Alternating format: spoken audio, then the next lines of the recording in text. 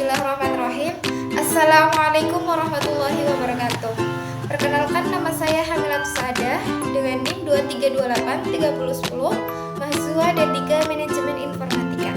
Sebelumnya salam hormat kepada Bu Yulis Budiarti, SPD selaku dosen pengampu mata kuliah kewarganegaraan. Saya di sini ingin sedikit memaparkan atau menjawab tentang tugas yang sudah diberikan oleh Ibu. Berikut pemaparan dari saya. Baik, untuk menjawab nomor pertama, soal yang pertama yaitu menurut saya kewarganegaraan di perguruan tinggi bertujuan untuk mempertahankan nilai dan norma kebangsaan. Namun, kenyataannya masih banyak mahasiswa yang kurang memiliki rasa nasionalisme dan patriotisme.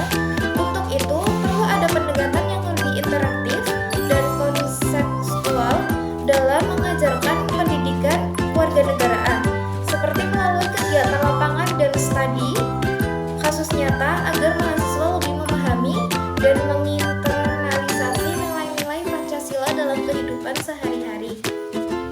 Untuk contohnya yang itu, hubungan antara kewajiban dan hak negara serta warga negara adalah saling melengkapi dan tidak dapat dipisahkan. Misalnya, negara wajib memberikan pendidikan yang berkualitas, sementara warga negara memiliki kewajiban untuk mengikuti aturan dan membayar pajak.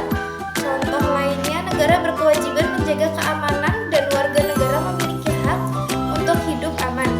Yang selanjutnya, mengenal tantangan dalam integrasi nasional. Mahasiswa dapat berkontribusi dengan aktif dalam diskusi mengenai peraturan perundang-undangan dan menyuarakan pendapatnya melalui forum yang tepat. Yang selanjutnya, mengenai perlunya konstitusi untuk melindungi HAM. Penting untuk mengakui bahwa masih ada pelanggaran HAM, seperti kasus anak yang tidak mendapatkan pendidikan yang layak.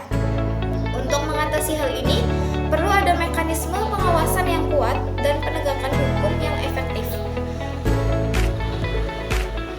Contohnya, lembaga-lembaga seperti Komisi Perlindungan Anak harus bekerja lebih aktif lagi dalam memastikan hak pendidikan anak terpenuhi. Untuk contohnya yang itu, hubungan antara kewajiban dan hak negara serta warga negara adalah saling melengkapi dan tidak dapat dipisahkan. Misalnya, negara wajib memberikan pendidikan yang berkualitas, sementara warga negara memiliki kewajiban untuk mengikuti aturan dan membayar pajak. Contoh lainnya, negara berkewajiban menjaga keamanan dan warga negara memiliki hak untuk hidup aman. Yang selanjutnya, mengenal tantangan dalam integrasi nasional. Mahasiswa dapat berkontribusi dengan aktif dalam diskusi mengenai peraturan perundang-undangan dan menyuarakan pendapatnya melalui forum yang tepat. Yang selanjutnya, mengenai perlunya konstitusi untuk melindungi HAM.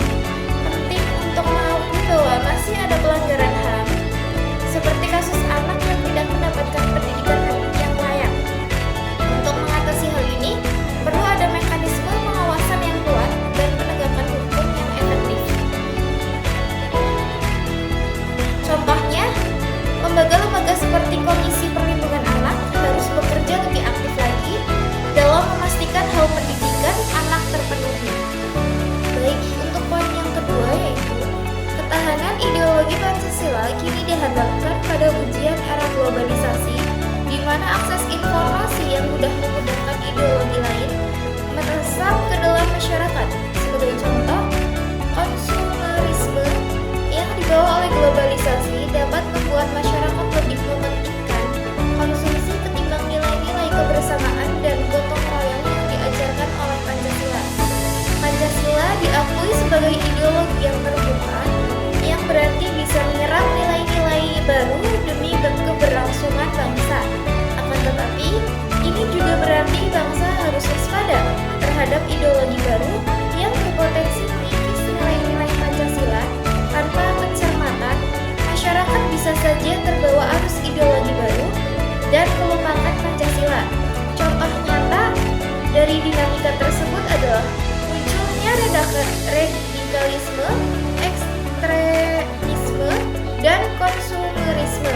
Faktor-faktor ini mampu mengurangi identitas pembelajaran Pancasila, ditambah lagi dengan tantangan eksklusif dari globalisasi yang meningkatkan politisasi identitas dan fragmentasi sosial berbasis SARA. Generasi muda yang menjadi bagian dari bonus demografi Indonesia kini dihadapkan pada tantangan untuk mempertahankan nilai-nilai Pancasila di tengah derasnya arus globalisasi. Jadi, pendidikan dan pemahaman mendalam tentang Pancasila menjadi esensial agar ideologi ini tetap kokoh dan relevan di tengah dinamika global saat ini. Baik, untuk menjawab poin yang ketiga atau soal yang ketiga, yaitu hak dan kewajiban sebagai warga negara adalah dua hal yang saling terkait dan tidak bisa dipisahkan. Keduanya berfungsi sebagai penyeimbang dalam menjalankan kehidupan masyarakat dan bernegara. Sebagai contoh, seorang warga negara memiliki kewajiban membayar pajak. Pajak ini nantinya akan digunakan oleh negara untuk membangun dan memelihara fasilitas publik seperti jalan, sekolah, rumah sakit, dan lain sebagainya. Dengan membayar pajak, warga negara telah menjalankan kewajibannya. Di sisi lain, warga negara juga memiliki hak untuk mendapatkan fasilitas publik yang layak. Hal ini merupakan balasan dari kewajiban yang telah dijalankan. Jadi, jika fasilitas publik tidak layak atau tidak memadai, maka bisa dikatakan bahwa warga negara tidak terpenuhi. Dengan demikian, hubungan antara hak dan kewajiban warga negara adalah saling mempengaruhi dan saling melengkapi. Keduanya harus dijalankan secara seimbang untuk menciptakan kehidupan bermasyarakat dan bernegara yang harmonis. Baik, untuk jawaban poin yang keempat, yaitu pemerintah melalui instrumen hukum yang ada telah menjamin serta mengakomodir perlindungan hak anak. Namun, kerjasama antar instansi terkait dalam penegakan dan pengawasan perlindungan hak anak masih belum saling terintegrasi, sehingga terjadi tumpang tindih peran serta penegakan yang kurang optimal. Salah satu contoh undang-undang yang memberikan perlindungan anak adalah Undang-Undang Nomor 35 Tahun 2014 tentang Perlindungan Anak dan Undang-Undang Nomor 11 Tahun 2012 tentang Sistem Peradilan Pidana Anak. Kedua undang-undang ini mencakup aspek seperti perlindungan hak asasi dan kebebasan anak, perlindungan anak dalam proses peradilan, perlindungan kesejahteraan anak di lingkungan keluarga, pendidikan, dan lingkungan sosial, serta perlindungan anak dari segala bentuk eksploitasi. Ditambah lagi beberapa ketentuan mengenai hak anak telah tercantum dalam Undang-Undang Dasar 1945 seperti pada pasal 28G, pasal 28H, pasal 28I, pasal 29, dan pasal 34. Untuk mengoptimalkan penegakan dan pengawasan perlindungan hak anak, berbagai pihak yang terkait seperti pemerintah daerah, Komisi Perlindungan Anak, pihak swasta, masyarakat, lembaga swadaya masyarakat, tokoh-tokoh lintas agama, aparat keamanan atau termasuk kepolisian dan satuan polisi Pamong Praja harus bersinergi dan bekerja sama secara efektif.